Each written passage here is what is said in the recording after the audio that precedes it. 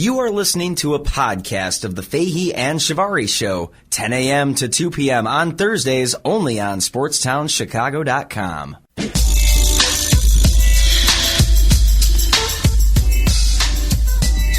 This music is a breath of fresh air to me. It's been a long time since we've heard this on the Fahey and Shivari Show. Indeed. And what that music means is it's time to bring in our guy, freelance writer, Gabe Salgado. He always covers the top stories of what's going on right now. Today we're talking about the MLB trade deadline. Gabe, welcome on into the show. It's good to know you guys miss me.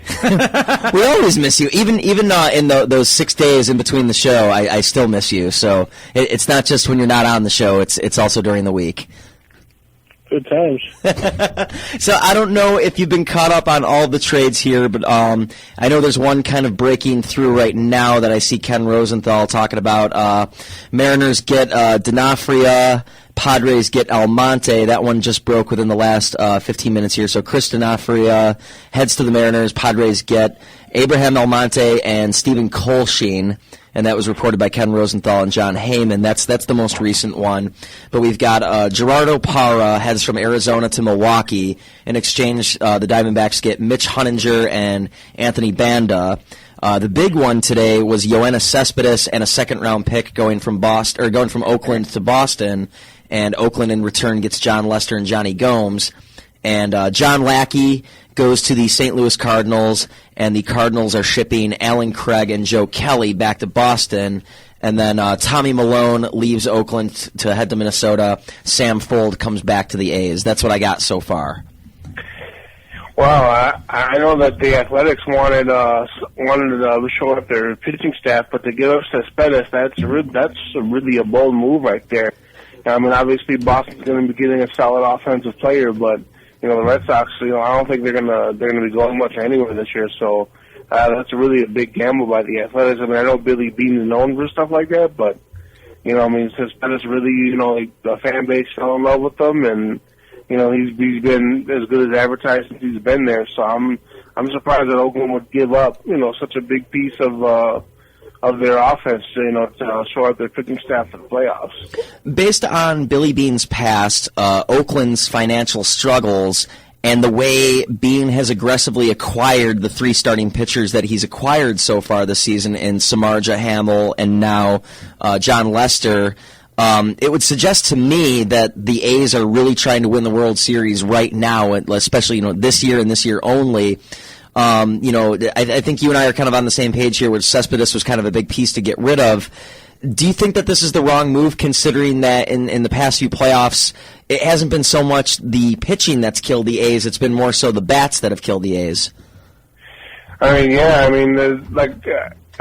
I'm speechless over the whole thing right now. I mean, Cespedes has, been the best player that they've had the last couple of years, and he's one of the best players in the league, so I understand, okay, you want to win now, but I don't think giving up your best offensive player is worth it.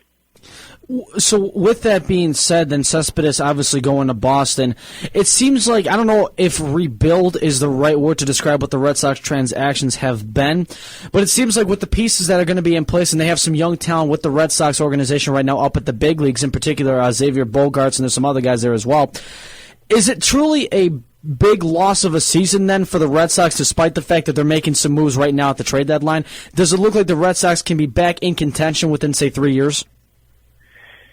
I think they could. Obviously, Cespedes gives them another offensive bat that they were kind of lacking this year, and obviously he brings some good defense as well, but. It's going to take them a while to get back to the promised land. They just came off playing in the World Series. I believe they won the World Series, if I remember correctly. And, obviously they're not doing too well this year, and, they're giving the young guys a chance, which is good. But obviously that's a sign of rebuilding. It's just that the Red Sox won't admit it.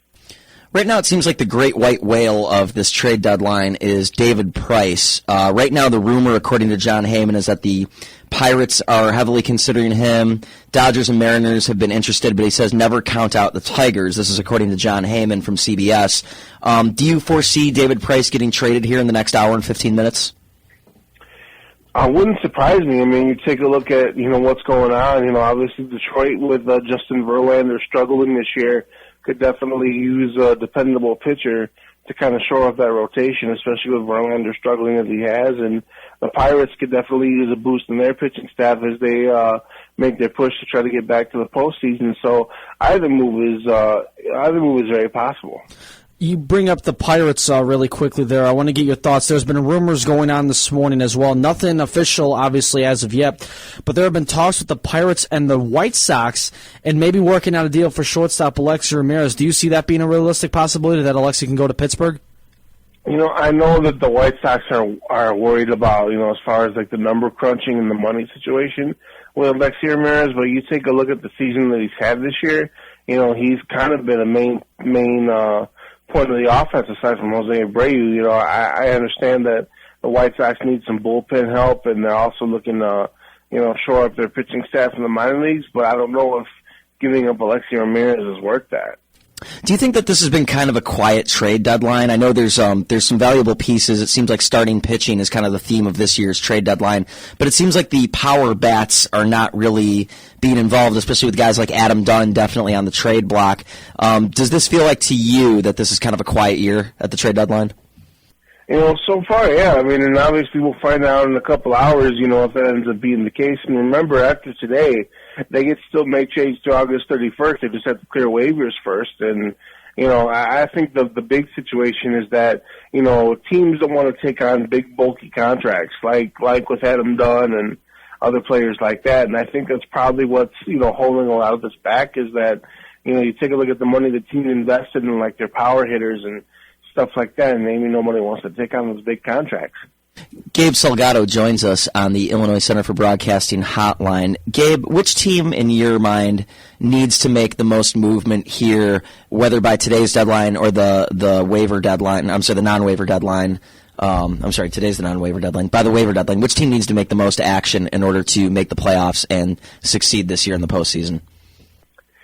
I think all the contenders have a little something that they can use. Some teams need hitting, some teams need pitching, and then other teams are just looking to, shore up their farm system in case they need to call upon those guys. So I think every team has a little bit of everything that they need, and I'm surprised there haven't been any more moves made. Sticking with the trades, maybe potential trades around the Chicago baseball side of it.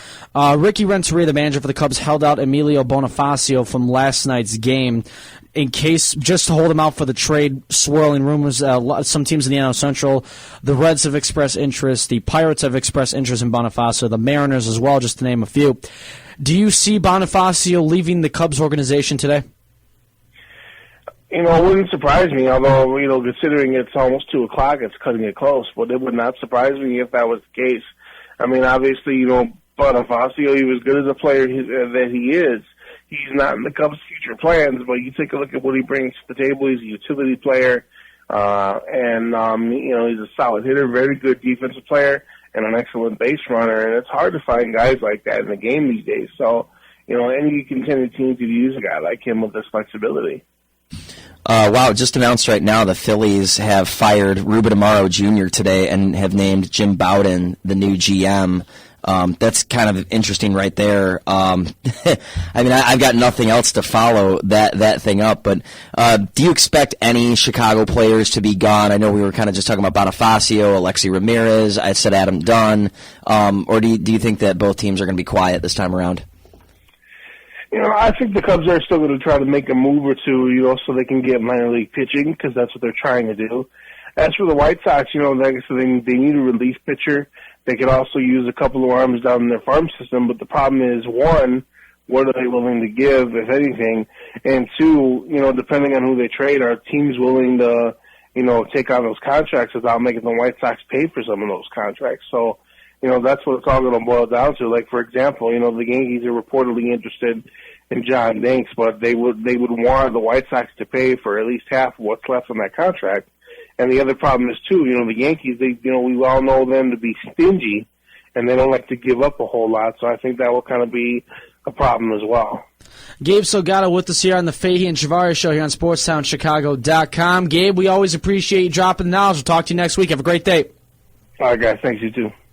That is Gabe Salgado, freelance writer. You can follow him on Twitter at Gabe Salgado82. Always great stuff, great opinions there on what's going on with the current trade deadline. Paul, I have to be honest with you about something. What's that? You know how we always started music with Dr. Dre? Yes. I almost played Grand Funk Railroad by mistake. Oh, wow. I had about 2 seconds to spare.